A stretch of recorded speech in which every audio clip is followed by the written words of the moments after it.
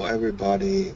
Welcome to our today's webinar, Oxygen, pH and CO2 in plants, roots and soil. We will talk about 2D measured data visualized by the VisiSens. My name is Gernot John. I'm Director of Marketing and Innovation at VisiSens. And today with me is Robert J. Meier. Hi Rob.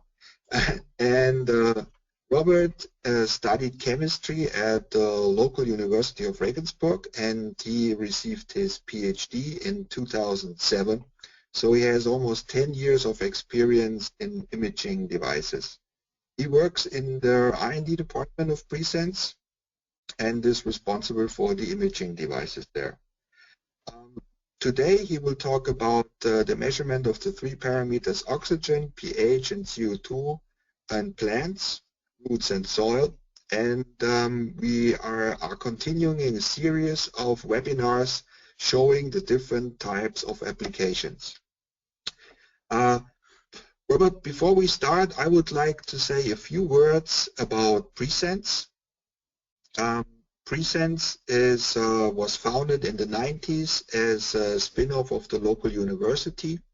We are privately owned and we concentrate on the monitoring of essential parameters like pH, oxygen and CO2. Currently we are more than 90 employees and we are not only certified according ISO 9001 but also according ISO 13485, which is a standard for medical devices.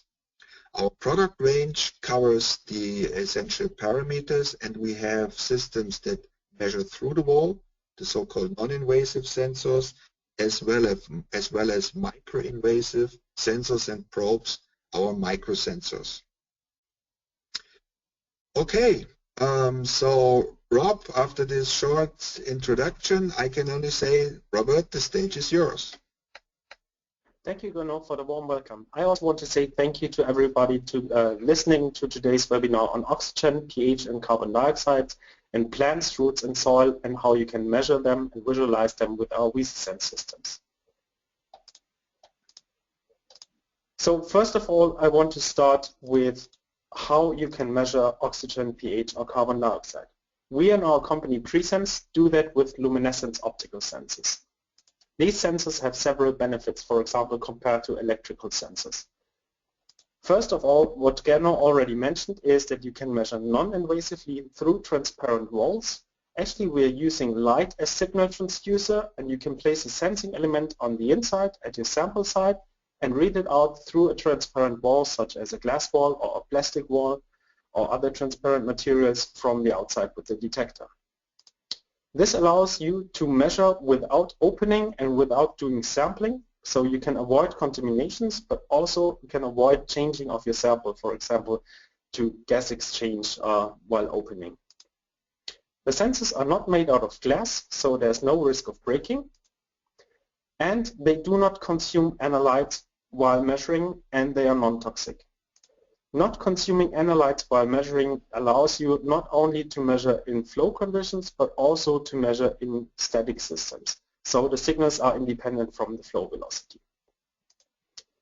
Today I wanted to show you the benefits that you can gain with 2D readout of optical sensors, the technique that we call analyte imaging.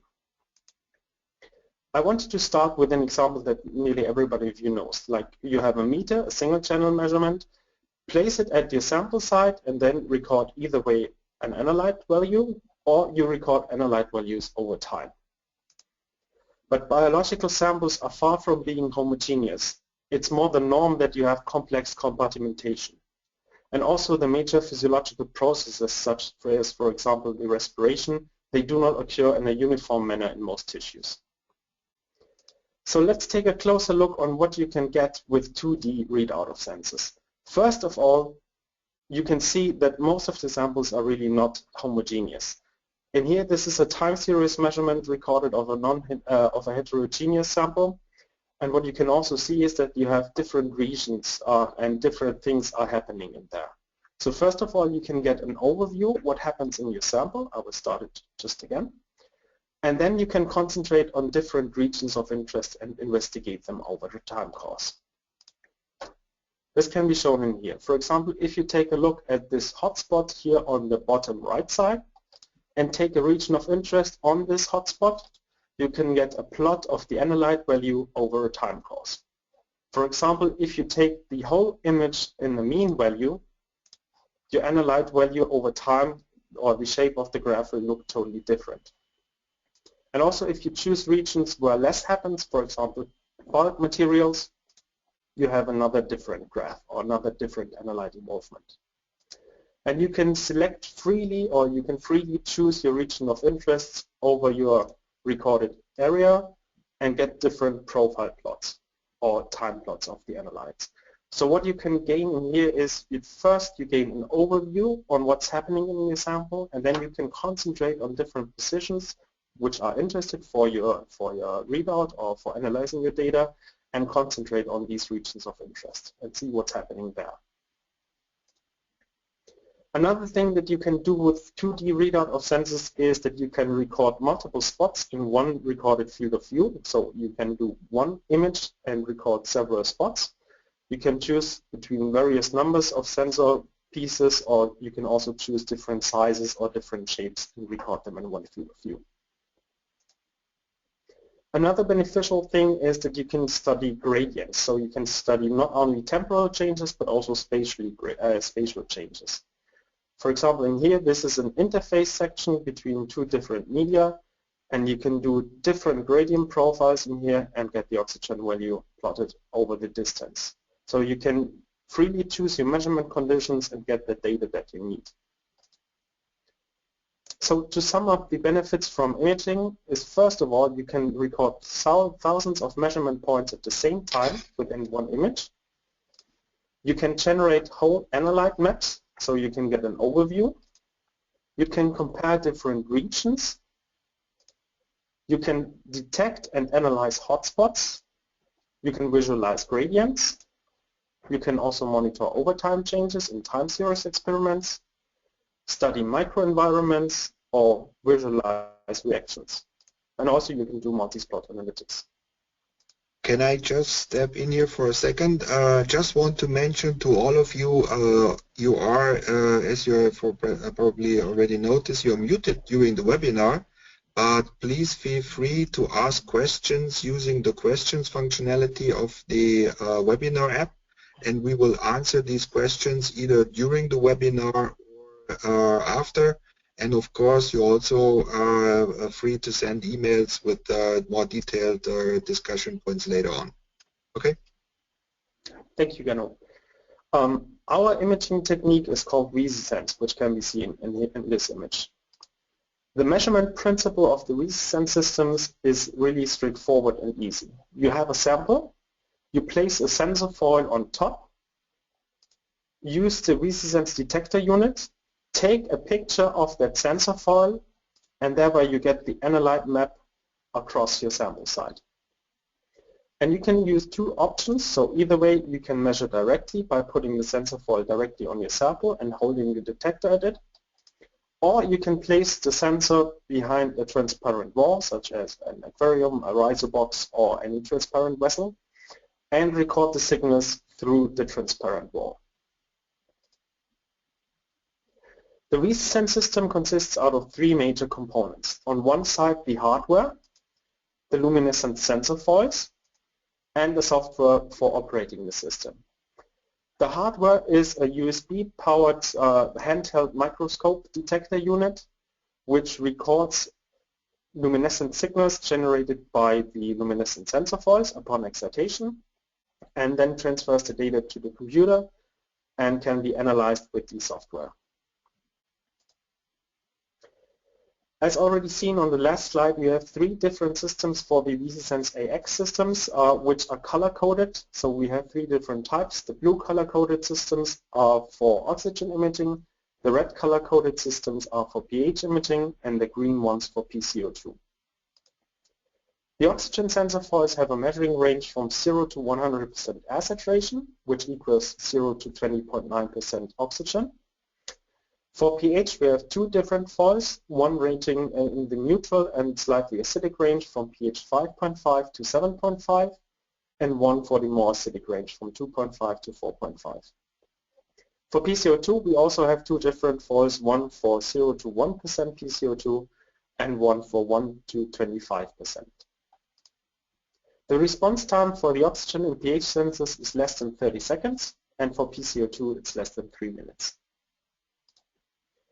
The size of the sensor foil by standard is up to 40 times 40 square millimeters, but can be then cut into any desired shape or size, or also bigger foils are available and can be read out with the bigger brother of these VisiSens AX systems, the VisiSens TD system.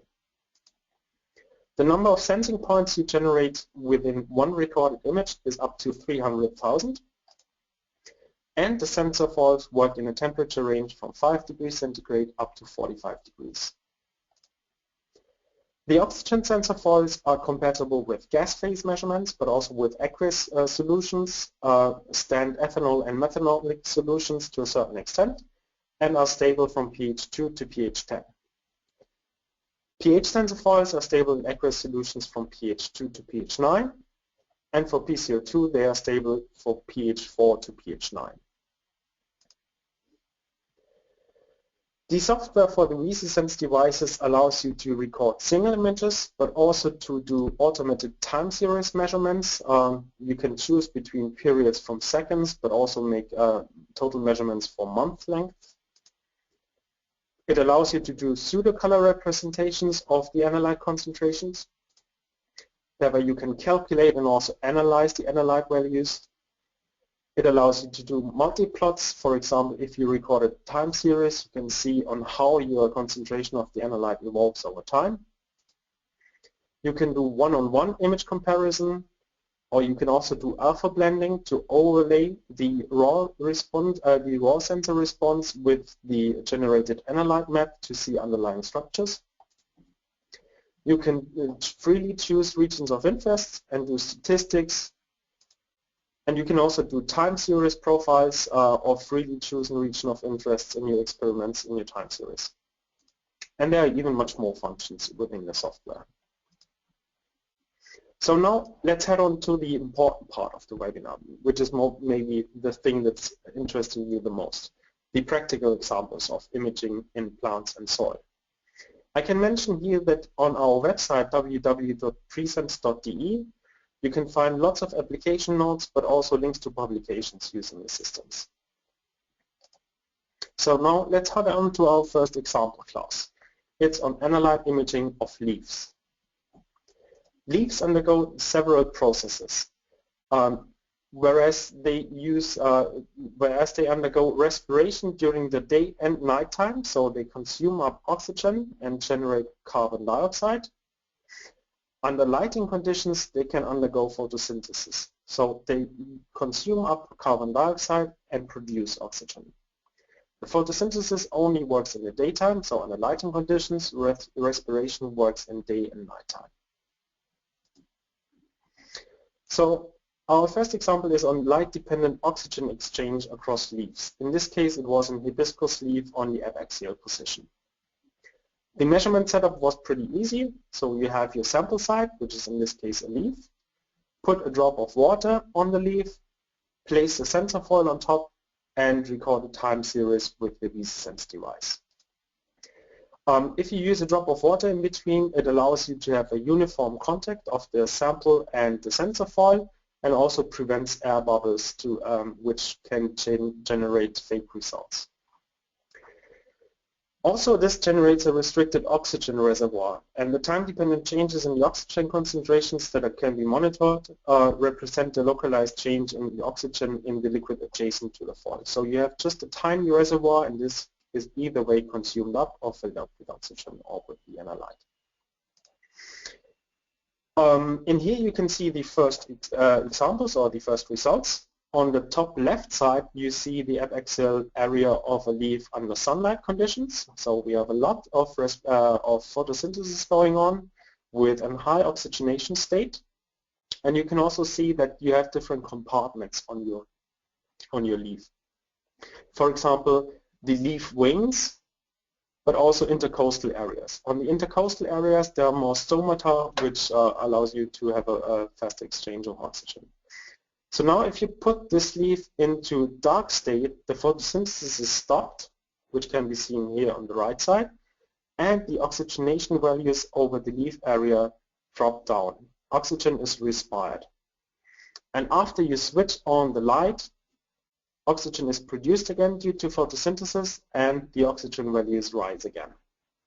You can also see that with imaging you can gain more information in just one measurement, because you can investigate different regions of interest. For example, here compare the intercoastal area on the leaf with the area above the leaf vein. Here I can give you a hint on how you can get the best results and especially most precise results. You can use perfluorodecoline instead of drops of water in between. Perfluorodecoline is an chemically inert compound that, again, like water, ensures optimal contact from the sensor foil to the specimen, prevents air bubbles and fake results, and additionally offers a very high oxygen solubility. So you get pretty fast and very spatially precise results using this compound. And another beneficial thing is that it evaporates quickly and completely after the experiment when you remove the sensor foil from your leaf. So the leaf is in the same state as before. So now let's head on to a more microscopic view. Leaves have these stomata regions where they have lots of exchange of gases and also water. And in this case, a Tradescantia fluminensis leaf was investigated. And in here on the light microscopy image, you can see these single stomata. They have a size of approximately 50 to 100 microns, and they are a major driving force for the gas exchange. So if you cover that leaf area with an oxygen sensor foil, place the leaf into the sunlight, and record an image, for example, after 30 minutes in the light time, you can see that you have a pretty elevated oxygen concentration in here, with slightly decreased oxygen concentrations above the stomata. If you now switch off the light and switch from photosynthesis to pure respiration, you can see that the oxygen in the stomata regions is consumed up and the values in those regions drop down. And what you can now do is first you get your overview, and then you select specific regions of interest, for example single stomata, and investigate on how the respiration and photosynthesis process going on in light-dark experiments. You can also do such kind of experiments with inhibitors or activators for photosynthesis processes or respiration processes. Here I want to show you one example using DCMU as a photosynthesis blocker with an Cambomba caroliniana plant. And in this case, a region of interest in here on the leaf surface was selected with approximately 1.4 square millimeters in size.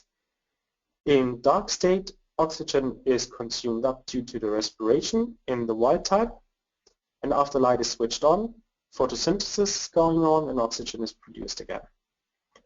Whereas the DCMU photosynthesis block type of the plant, you can see still see a decline of the oxygen concentration in the dark state, but then a stable oxygenation over the leaf surface due to the blocked photosynthesis. You can also study infected leaves, for example, directly at the sample, at the measurement site or at the experimental site. In this case, a maple leaf on a tree that was infected with powdery mildew was investigated. In this case, it was the adaxial position, and the oxygen distribution after incubation of the plant in the dark state was investigated over time. So you first see again that you can gain an overview with imaging. So in here you see the oxygen concentration. This is the healthy leaf area, and this is the infected site. Then you can choose your region of interest and get your data from these regions of interest. And if you compare these two regions, you can see that the non-infected leaf area on the adaxial position has a pretty constant oxygen value, whereas the infected leaf, there's a lot of metabolic activity going on due to the mildew, and it is respiring up the oxygen that is available. Here's another example. It's not directly from a plant. It's from a symbiont organism, from a lichen. And lichens are symbiotic organisms between fungi and also between photobionts, which can be green algae, for example, or cyanobacteria. These experiments have been done in the field using the portable VisiSens device coupled to a laptop and directly measuring on site.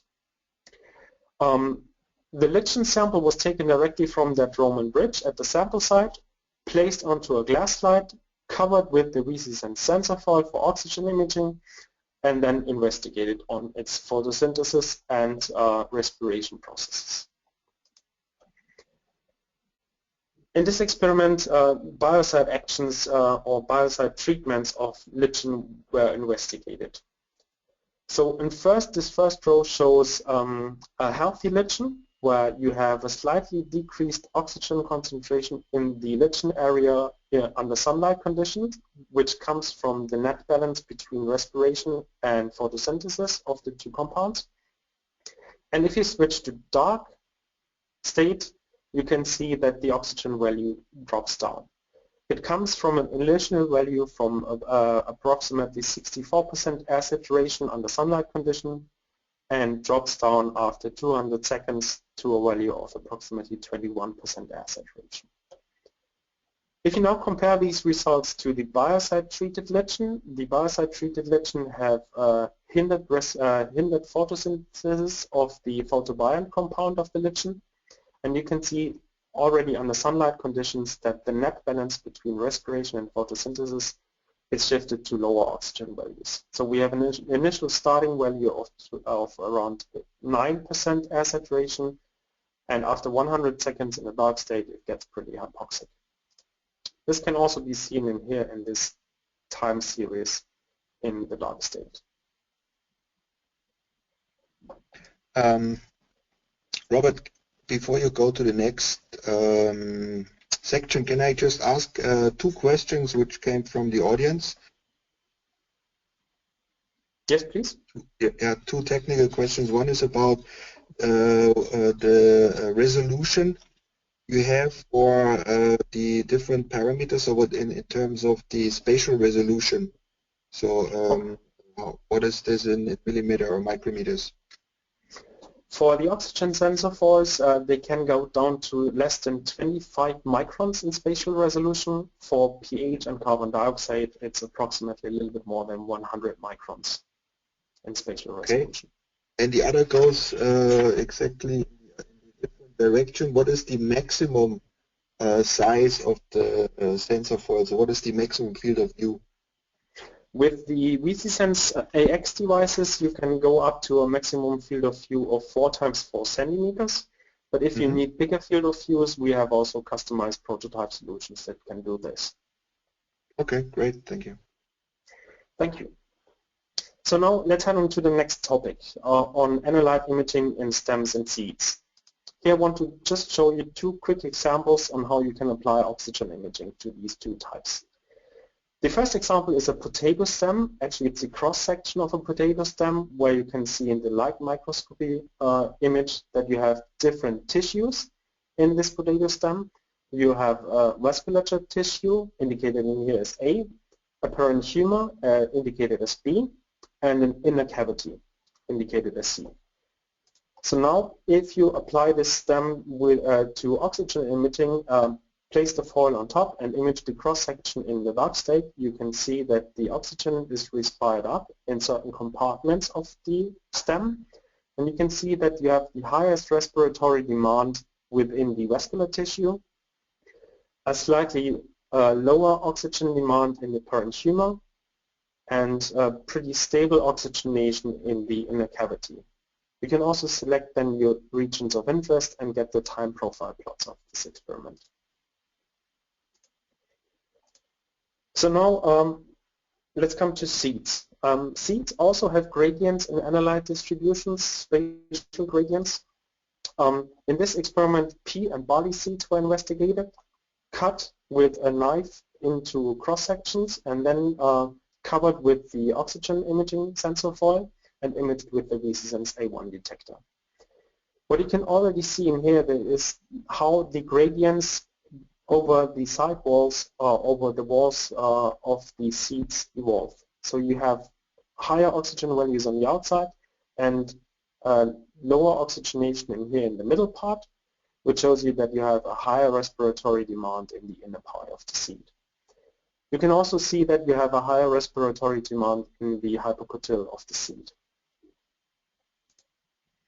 Okay, now let's go a little bit deeper underground into roots and soil analysis with our systems.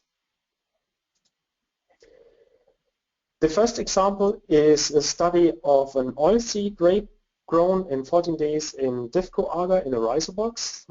The agar is a transparent nutrition medium that allows you to directly see the rhizosphere or the roots of the plant. And this was applied to oxygen imaging, and if you take a closer look at the results, you can see a higher oxygenation state in your bulk agar gel, so in the bulk material, and due to the respiration of the root, a higher oxygen demand in the area of the root. So now you can choose, or selectively choose a region of interest on your root, and for example, calculate on the respiration rate of the root. This was done in here. So this star indicates the region of interest, again with approximately 1.5 square millimeters, and then investigated over a time course of 360 minutes. And in this case, the respiration rate of the root was calculated to 0.015% aspiration per minute, which corresponds to approximately 12.5 micromoles of oxygen per hour. My next example is again an oilseed rape in an agar gel, but here I wanted to point out another thing. So first, if you apply your oxygen imaging to the roots, you can get an overview on what's happening in your sample. So you see a gradient of oxygen coming from the roots and distantly getting higher oxygenated in the bulk material. You can also see that the roots have a decreased oxygen concentration, and now you can just select regions of interest at different positions and study the oxygen demand or the oxygen availability in these regions. So now we've seen lots of examples for oxygen imaging. Now let's head on to the other parameters, to PCO2 and pH. The first example is an Junckea plant root and the growing of the tip of that root across a centerfoil sample site, which is located in a rhizobox. So here you can see the root. This black spot was just a marker to see where the root tip is located. And in here you can see on how the root tip is growing over time. I directly want to switch over to a video or to an image series of this measurement where you can see the root coming up here, causing an increase of CO2 and moving to the bottom middle part. You can also see that the PCO2 values in the rhizosphere were pretty elevated due to the root respiration. Okay, another very important topic for rhizosphere analytics is on how you can determine nutrition demand of your plants. And therefore you can use pH imaging as a surrogate parameter for the nutrition uptake, because plants that absorb nitrogen as nitrate, they tend to raise the pH value of the rhizosphere, and those who are absorbing nitrogen as ammonia or directly nitrogen, they lower the pH and the vicinity. This can be seen in here on this first study. This is again a rhizobox sample site covered with a pH sensor foil and having a wheat root in here growing along this dashed line. What you can see in the starting period of the experiment, which take place around 2 days in total, you can see that the soil has a slightly acidic pH value indicated in here by this yellowish color. And the area where the root is located shows an alkalinization due to the nutrition uptake in its vicinity.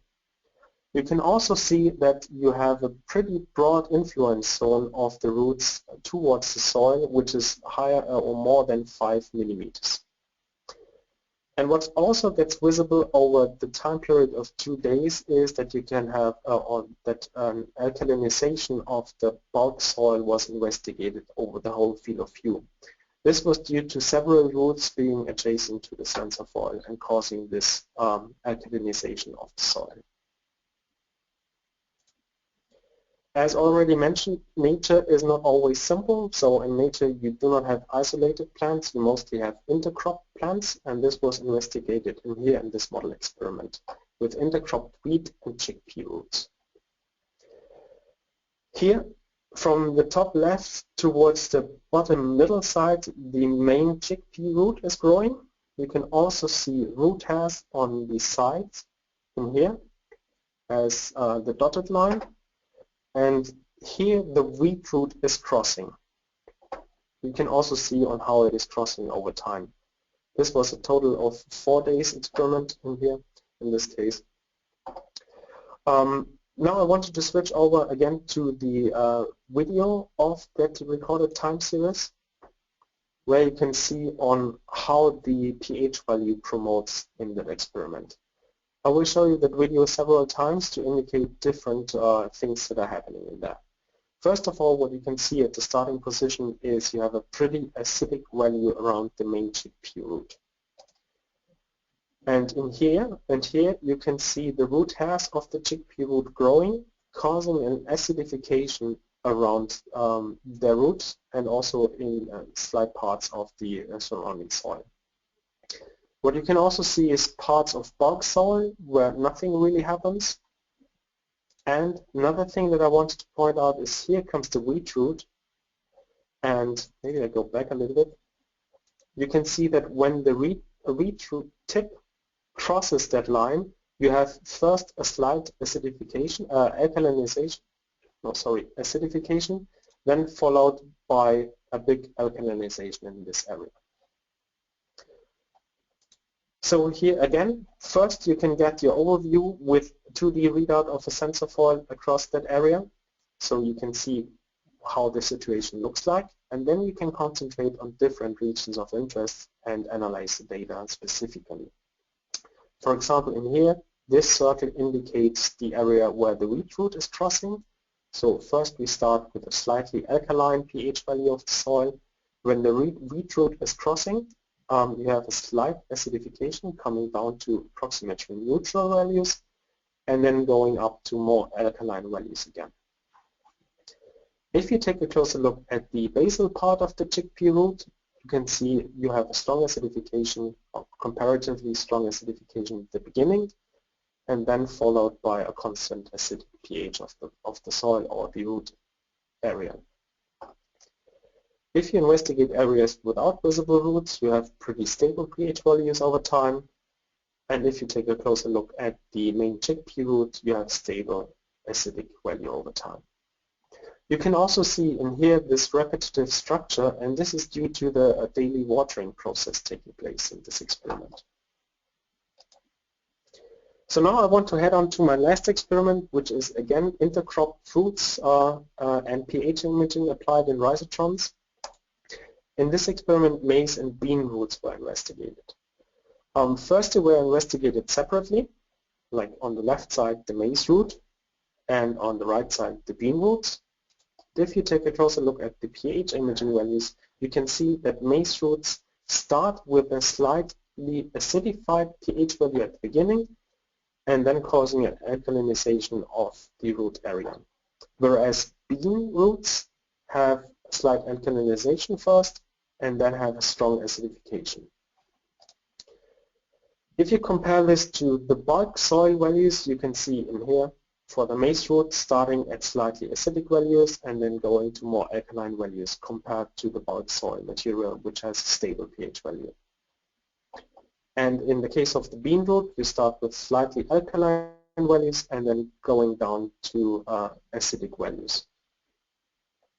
So now you can use this data to identify or to disentangle who is who of your roots in your rhizobox. For example, if you have intercrop maize and bean roots, you can identify them with different pH values associated to the root areas. So I hope I showed you many examples on how you can apply imaging or analyte imaging to your experiments. If one solution is missing for exactly your problem, I can also tell you that we have customized solutions, for example, for imaging of bigger areas or for going into more high-resolution imaging, also for multi-spot analytics or for multi-analyte imaging with one device. You can just contact me under my email address and then we can have a chat on what is possible. So I hope I showed you that with oxygen, pH and carbon dioxide you can do a lot of things in your experiments, and I hope that you have some questions. Thank you for listening. Robert, thank you very much for this detailed explanation of a lot of interesting experiments that were performed by VisiSens. Actually, there were a few questions. I want to start with one. There was a question whether this system is affected by photobleaching. Can you comment on that? Actually, all luminescent systems are affected by photobleaching. So we suggest to the people to cover the sensor walls whenever possible, or to make them less susceptible to ambient lighting conditions. Mm-hmm. The other question is about the usage field. I think you showed a lot about plants and soil, but does it also work in the marine environment and salty water? It also works in the marine environment. I held a webinar about 3 months ago about that specifically that topic. I can send you a link if you want. Then there's a question about what was the moisture level in the experiments with roots? Were they fully saturated or commented? It depends on which analyte. Oxygen imaging works with gaseous samples and also with liquid samples. pH, by definition, is in aqueous environments, and for CO2 we also measure in liquid environment.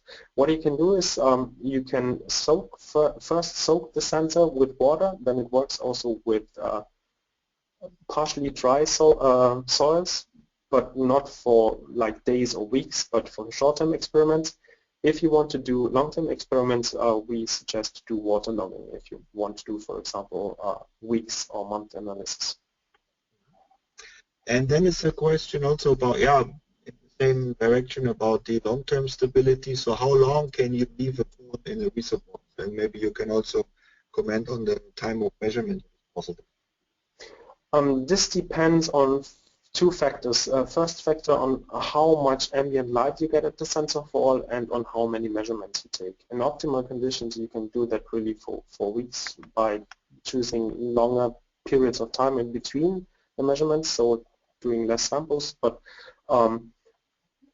it works also for longer times. Okay, there's another question about what is the soil moisture content that would be best for soil oxygen measurement? I think we already explained a little bit about it, but is there better with high or low? For oxygen, you can really, it doesn't matter. So you can use them in liquid phase or gas phase or with any type of moisture. As the oxygen diffuses into the sensor fall, we only measure the oxygen partial pressure, and this is independent from the moisture level. Mm-hmm. And then there's a question, how can you measure both the two parameters like CO2 and oxygen on the stem plant? Can you comment on that?